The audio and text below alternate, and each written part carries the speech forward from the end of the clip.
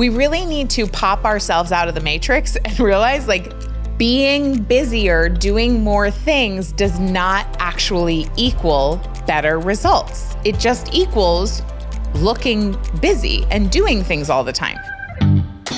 Welcome to Plenty. I'm your host, Kate Northrup, and together we are going on a journey to help you have an incredible relationship with money, time, and energy, and to have abundance on every possible level.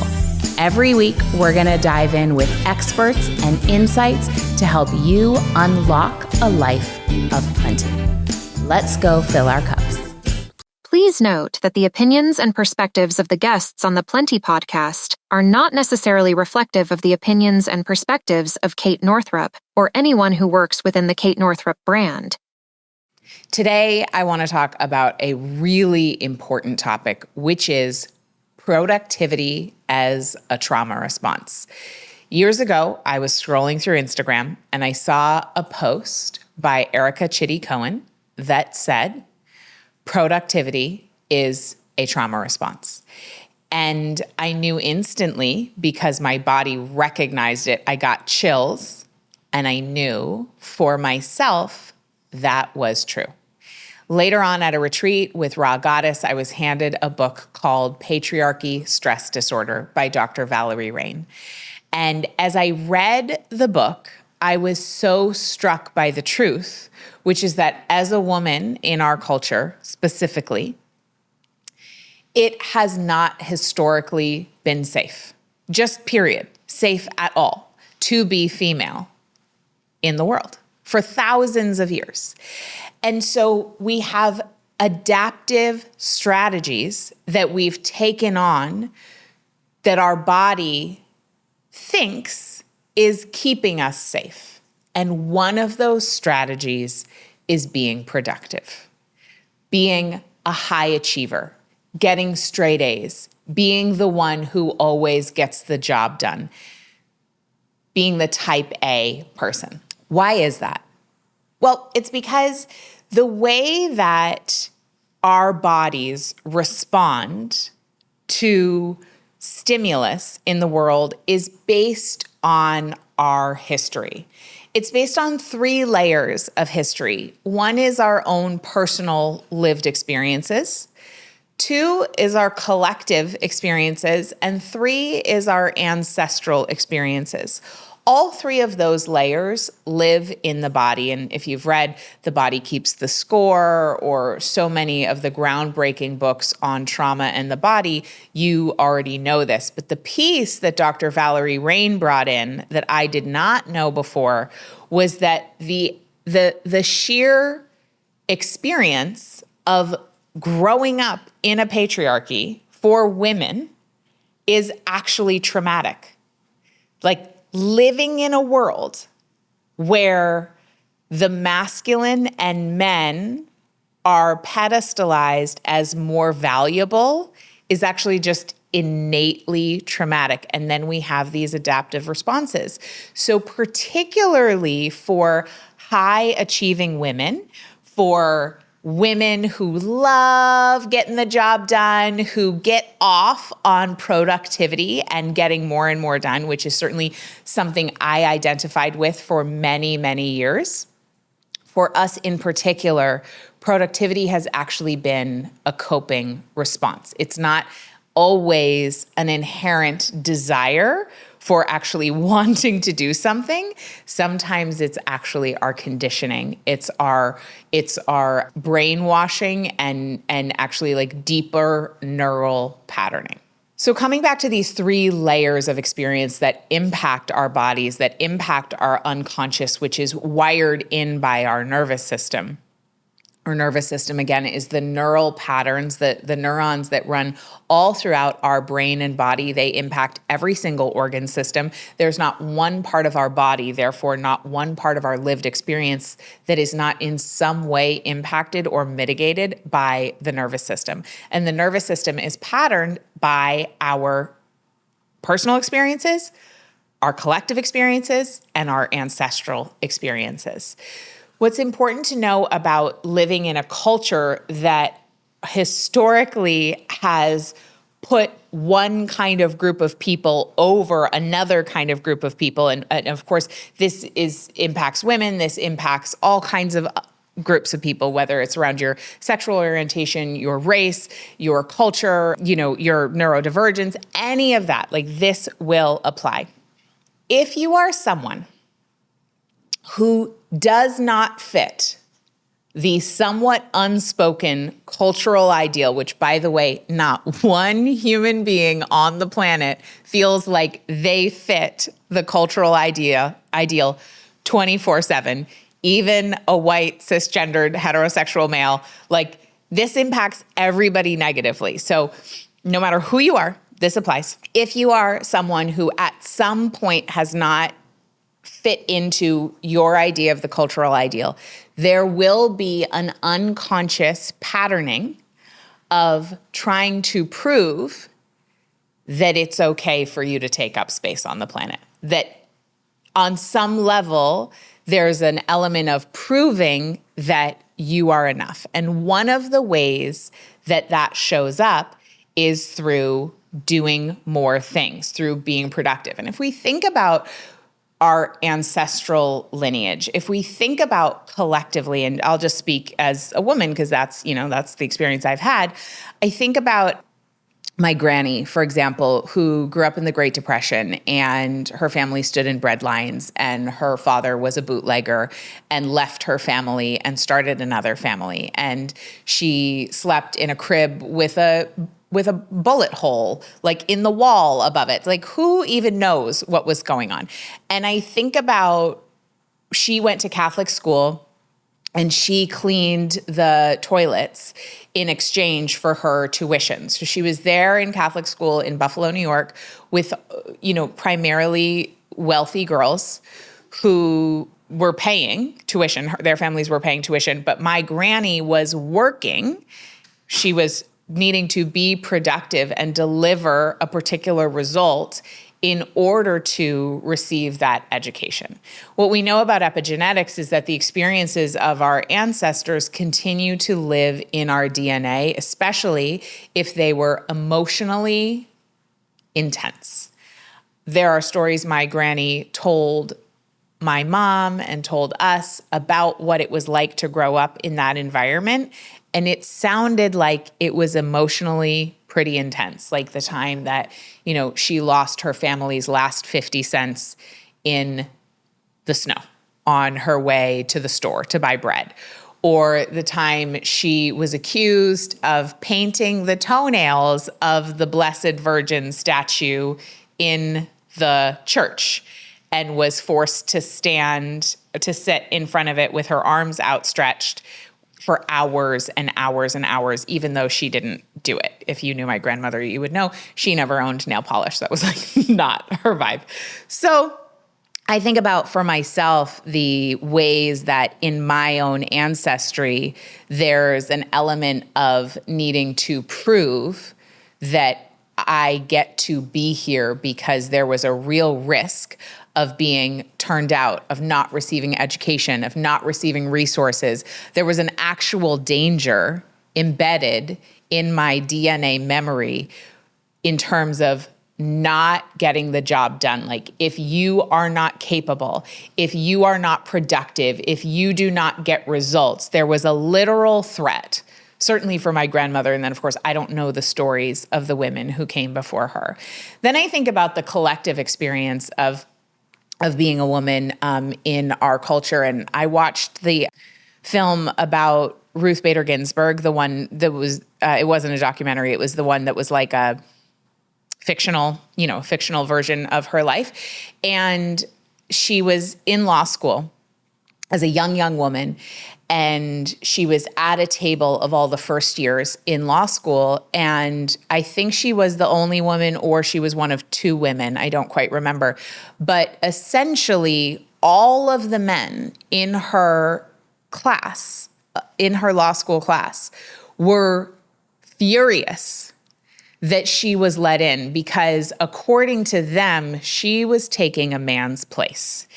And at that time, let's say it was probably the 50s, the 40s or the 50s, at that time, the overarching belief was if you are a woman in a quote unquote man's profession, you are literally taking the place of someone who belongs there more because they are more valuable than you. So Ruth Bader Ginsburg did everything she could. She worked twice as hard. She stayed up twice as late. She did everything she could to prove that she got to be there, that she was as valuable or more than a man. And I absolutely saw this with my mother. She was, one of the trailblazers in the medical field. And it was very rare, even when she was in medical school, to be a woman in medical school. It was the 60s. And it was a big deal. So in my, not only in the collective experience of watching what it's been like to be women still kind of with this proving energy, also in my own lineage, in my own DNA, there's like a proving energy underneath there. Then, for my own personal experience, I just grew up in New England where there's like a hyper focus on higher education, at least in my family. And this idea that if you're not getting straight A's, if you're not at the top of your class, if you're not getting into an Ivy League school, if you're not, doing things at the tip top of this completely pretend hierarchical structure of the educational system that was literally invented by the very same people who are trying to keep you out in the first place. But if you're not following their rules and doing the song and dance as the best, then somehow you are a less valuable person. Then somehow you do not get to be celebrated, to be loved. So how many of us are out here working unconsciously as a way to earn love, as a way to earn acceptance? It's common. And when I read that quote from Erica Chidi Cohen, productivity is a trauma response, I just knew. And I thought about the version of me in college who would I would rip out this piece of lined paper from this one particular notebook every day. It was 3-hole punched. And I would rip it out perfectly to make sure that there weren't any little tears or little, uneven bits. And I would write down my schedule for the day, down to 15 or sometimes even 5-minute increments to try to do this ridiculous Tetris game of fitting more in. And it felt like if I could schedule myself within an inch of my life, then I would be safe.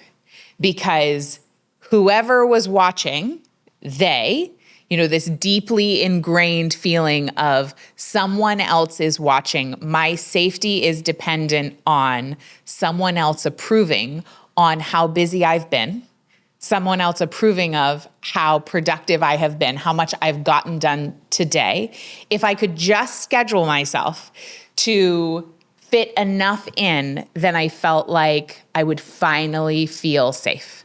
I would finally feel calm. Of course, that never happened because it's impossible to prove yourself in a system that is falsely based on the idea that how much you get done has anything to do with how worthy you are.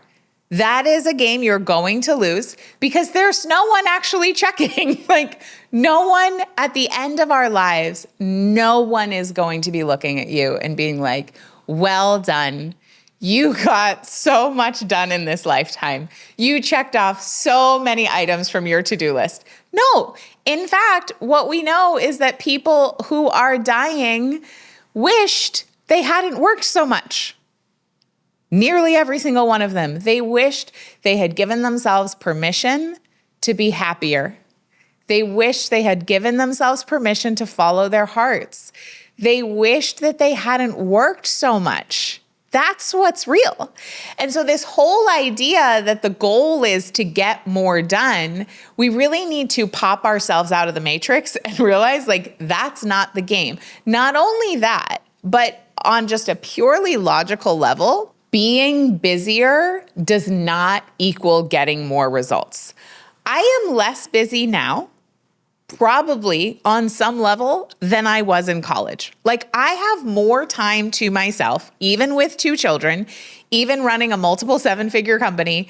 I have more time to myself because being busier, doing more things does not actually equal better results. It just equals looking busy and doing things all the time. But we have to really understand what is driving the doing. And for so many of us, what's driving the doing is trauma, is negative, lived, collective, and ancestral experiences that have falsely conditioned us to believe on a deep cellular neural patterning, unconscious level that we need to keep busy and be productive and get more done in order to be loved, valuable, and fundamentally in order to be safe.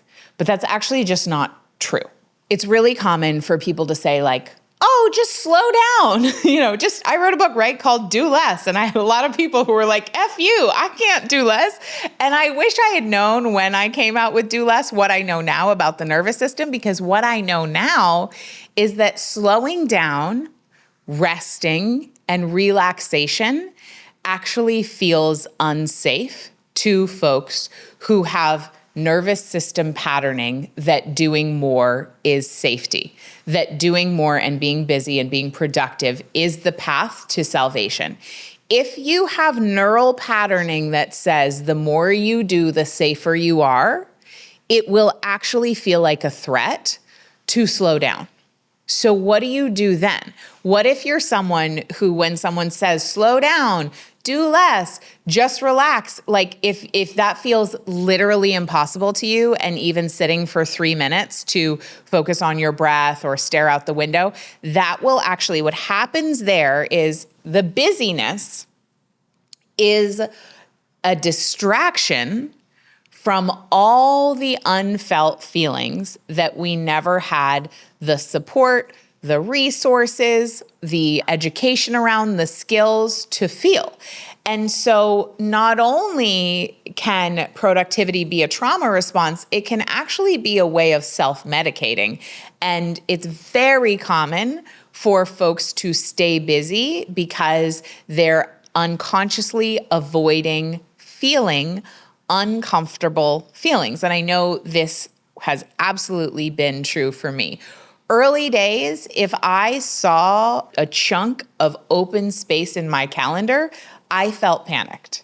So I would, when I lived in New York in my 20s, I would have a walking date in the morning, and then a coffee date, and then a breakfast date with someone else. And then I would be going out to lunch, and then I would be meeting someone for dinner. And in between there, I would have back-to-back calls. Like, it was so rare that I was alone in the quiet of my apartment with nothing scheduled. I did that on purpose because sitting with myself with spaciousness felt like I was going to die. So if you're that person, if spaciousness actually feels like a threat, anything around relaxation and rest as revolution and all of that is not going to feel available to you. So what do you do about that when you know logically doing more doesn't mean I'm going to get better results? We know this from Pareto's principle. Only about 20%, and maybe even only 5% really, of what you do is getting you the measurable result that you're after. Like, we know in our company so far this year, relaxed money has accounted for 80% of our revenue. 80%. In an entire year, 80% of the revenue is brought in about a week. What are we even doing the rest of the time, right? Like, that's an extreme example, and it's taken us years to get that focused down. But that's an example of busyness does not lead to the result. I'm not actually getting those results year round. Now, of course, things I do all year round contribute to that 1 week being incredibly successful. But I can't delude myself in thinking like all these other things that I could be doing at any given time are relevant and important. They're just not. And so I know when I feel like I don't have time to move my body, I don't have time to sit in the sauna, I don't have time to meditate, I don't have time to read a fiction book, I don't have time to stare at the clouds. Like if I get into that, and by the way, I've really worked on repatterning that over the past decade. So now I just sit around and look at the clouds a lot. And Mike is like, babe, what are you doing out there? And I'm just like, just communing with the sky.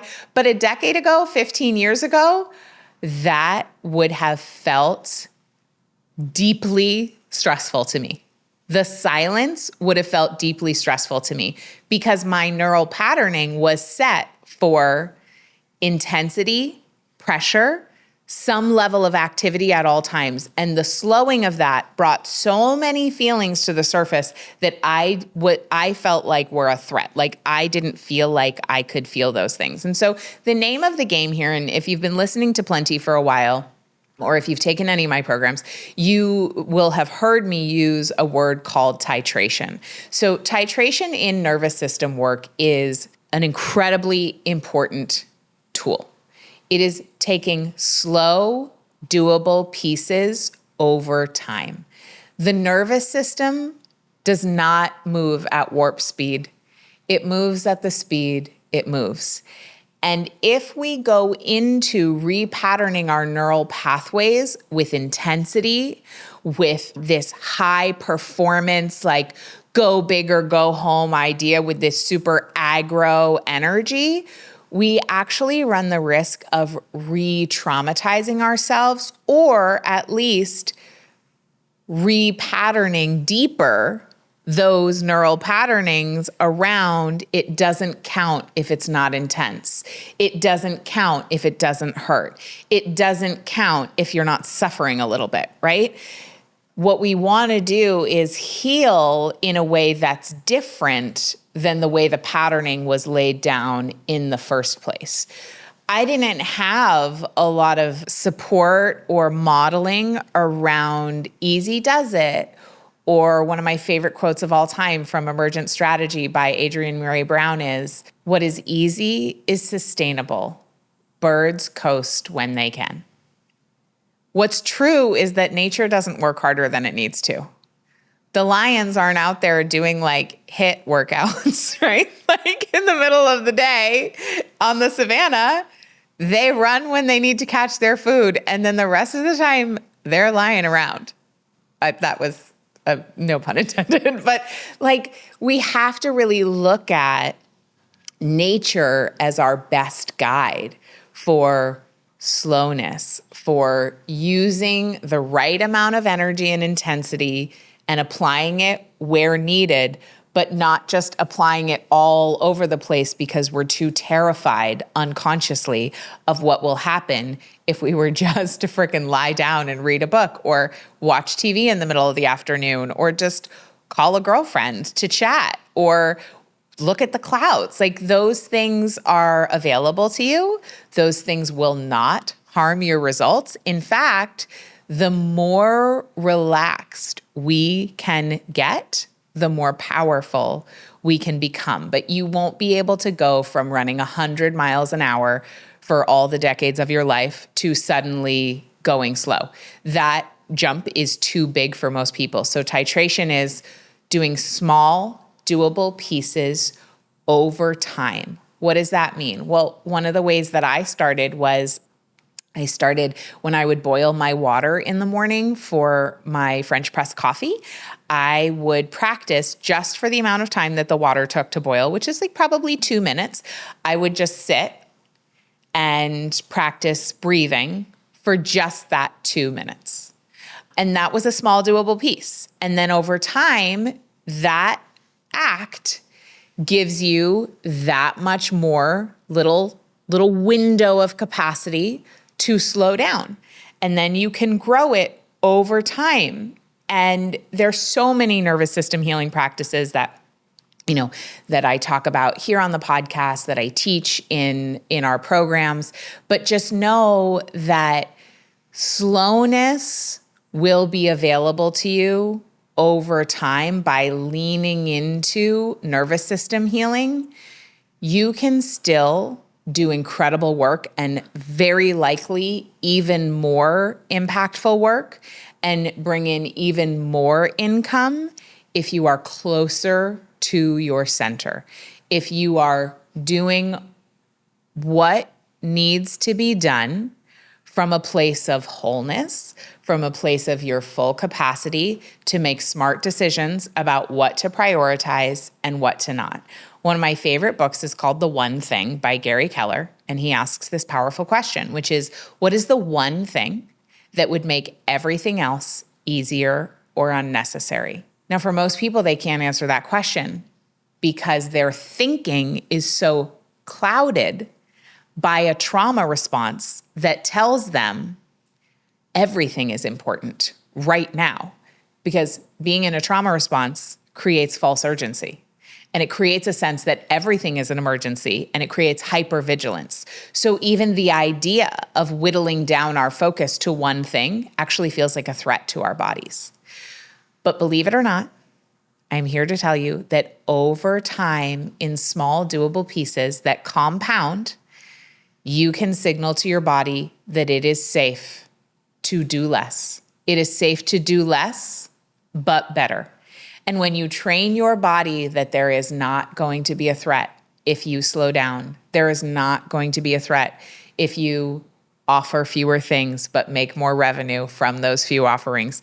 No one is going to suspend you. No one is going to come and get you. You are going to be just as valued, just as lovable, just as worthy as you were the day you were born, no matter how much you get done, ever. And so I hope this conversation about productivity as a trauma response and self-medicating with work has been helpful for you. If it set off some light bulbs for you, if you got a personal insight, please go ahead and share that. You can always send me a DM and share what's coming up for you. Text this episode to a friend if it was helpful for you, so you can pass along the wisdom to them. And one more time, I want to nail this home by saying how valuable you are has absolutely nothing to do with how much you get done. Thanks for listening, and I'll see you next time. I'm teaching a brand new productivity training called Plenty of Time, and in it, we're gonna uncover the 3 mainstream productivity hacks that are keeping you overwhelmed, distracted, stressed, and busy unnecessarily, and what to do instead. To get yourself signed up for this free live event that is only happening one time this year, head over to katenorthrup.com/time. Thanks for listening to this episode of Plenty. If you enjoyed it, make sure you subscribe, leave a rating, leave a review. That's one of the best ways that you can ensure to spread the abundance of plenty with others. You can even text it to a friend and tell them to listen in. And if you want even more support to expand your abundance, head over to katenorthrup.com/breakthroughs, where you can grab my free money breakthrough guide that details the biggest money breakthroughs from some of the top earning women I know, plus a mini lesson accompanying it with my own biggest money breakthroughs and a nervous system healing tool for you to expand your abundance. Again, that's over at katenorthrup.com/breakthroughs.